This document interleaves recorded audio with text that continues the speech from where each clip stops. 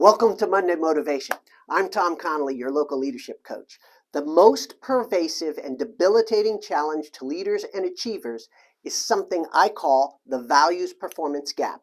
This situation arises when our performance as an individual or organization doesn't align with our values. This situation is usually the result of either not knowing our highest values or not living those values.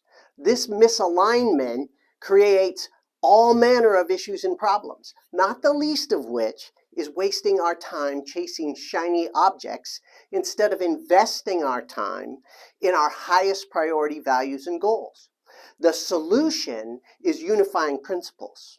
Unifying principles are the enduring truths by which you live your life or run your business. By taking those values I speak of so often and describing them in present tense, you personalize and internalize your values. So step one is to identify your values. Only a few. Ben Franklin had 10, I have 8, but that's up to you. Start with your source of wisdom or Google list of universal values, Christian values, Stoic values, or the Boy Scout law. Step two is to take that value and make it into an action statement. So leadership becomes, I am a leader. Step three, describe what that means and how you will live that value. So you get something like, I am a leader and mentor. I lead in all I do, upholding the highest leadership, ethics, management, and integrity standards. I am an effective and dynamic coach, teacher, and businessman.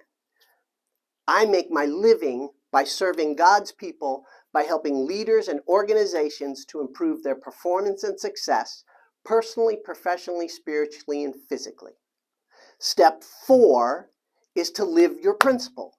That may require some goals to guide work in attaining that principle.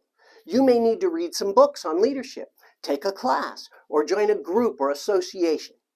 Unifying principles are goals.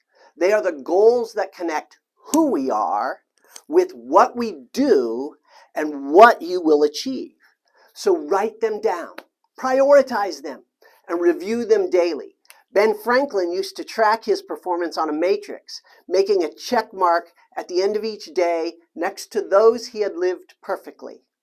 Now, if you're telling yourself your values are God, family, country, and core, well, I love those, but you can't be God, family, or country. So what do those mean? And how are you living them? Get those zeroed in, and you can start writing goals that create the objective view. And we will talk about that next time. If you need help, set up a call at the link. Remember, all things are possible through prayer and heavy deadlifts. I'm Tom Connolly.